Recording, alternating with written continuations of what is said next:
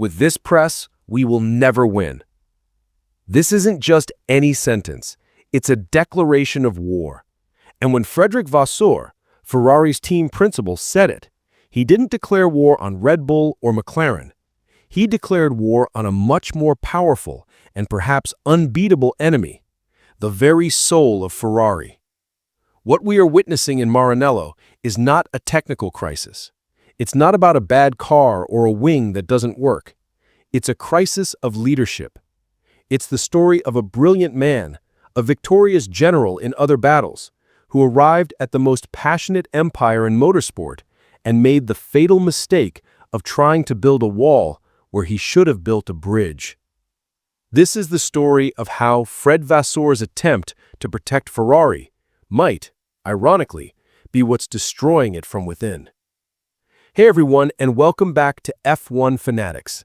I'm Matt Coleman, and if you're a true fan of the sport and want to stay on top of everything happening in Formula One, make sure you subscribe to the channel so you don't miss any of our analysis and news. Today, we're going to dive deep into the open wound at Maranello. Forget the excuses and the press releases. We're going to analyze the evidence, the statements, the silences, and the power plays to prove a thesis. The crisis at Ferrari isn't about engineering. It's about philosophy. It's about a boss who still hasn't understood that in Italy, Ferrari isn't a team, it's a religion, and he just insulted the faithful. To understand the gravity of Vasseur's statement, you need to understand who the press is in Italy. We're not talking about a few journalists. We're talking about Gazzetta dello Sport, about Corriere della Sera. We're talking about the Tifosi. The Italian media is the megaphone for an entire nation's passion. Criticizing the press there isn't a corporate squabble. It's telling millions of passionate fans, you are the problem. It's a battle that no Ferrari boss has ever won. Vasseur, a logical and pragmatic Frenchman, arrived with a mission to purge the emotion that led to bizarre strategic errors. He wanted to turn Ferrari into an efficient racing machine, like Mercedes or Red Bull. A noble goal. But he seems to have confused emotion with passion. And in trying to eliminate the former, he declared war on the latter. The pressure cooker was already boiling. The 2025 season, which was supposed to be the title charge with the arrival of Lewis Hamilton, has turned into a winless nightmare. And in this vacuum of results, the scrutiny, which is the very oxygen Ferrari breathes, has become suffocating. It was against this backdrop that Vasseur decided to build his wall, and every brick was a miscalculation. The first brick in this wall is silence. What is actually wrong with the 2025 car? Paddock sources are unanimous. The car has a fundamental flaw. It's extremely sensitive to ride height.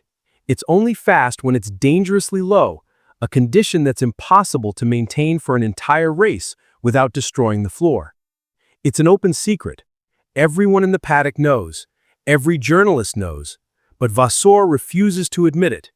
His standard response week after week is the same canned answer. We need to extract the potential of the car better. At first, it was seen as protection. Now it's seen as stubbornness, or worse, as if he's underestimating everyone's intelligence. In F1, an information vacuum never stays empty. It gets filled with speculation. And Vasseur's silence didn't calm the storm. It gave it lightning and thunder. And who are the victims of this crossfire? The drivers. Lewis Hamilton, the 7-time champion, hired for a fortune, has become the voice of dissent. When he publicly says, "I don't know why we aren't bringing updates," he's not just asking a question. He's demolishing Vasseur's wall from the inside. He's exposing the potential narrative as a sham.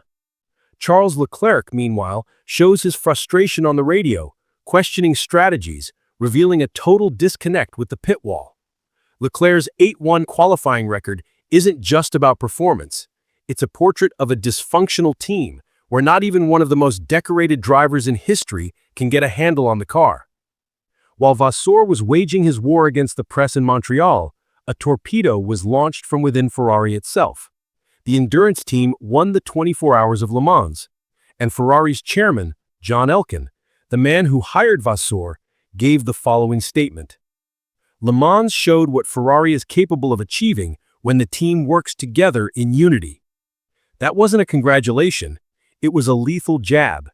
It was the top of the hierarchy telling the F1 boss, while you fight with the press, our other team is showing what it means to be a real Ferrari. It was proof that Vasseur's us against the world mentality isn't even shared by his own bosses. This leads us to the final question. Will Vasseur be fired? Probably not. That would be insane. His merits in stabilizing the team are real. But the question now is different. Can he change? Can he understand that being the boss of Ferrari isn't just about managing engineers, but also about managing the soul of a nation? That communication isn't a distraction, but an essential leadership tool. The upgrades arriving for Austria and Silverstone are more than just carbon fiber parts. They are a test of Vasseur's philosophy. If the car improves, he buys himself time. If the car fails, the wall he built will have nothing left to protect and crumble on top of him. The crisis at Ferrari is fascinating. It's a culture clash.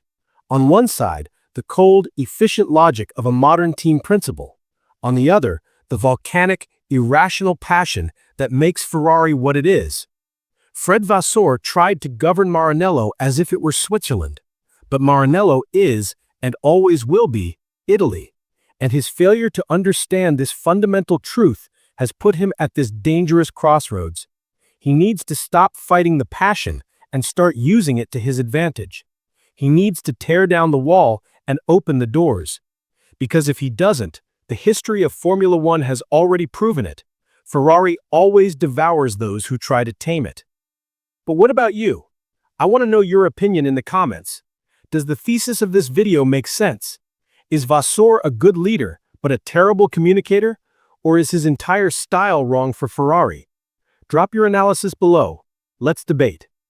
And if you like this video and want more deep dives like this, don't forget to hit that like button, subscribe, and turn on notifications. I'm Matt Coleman, and this is F1 Fanatics. See you next time.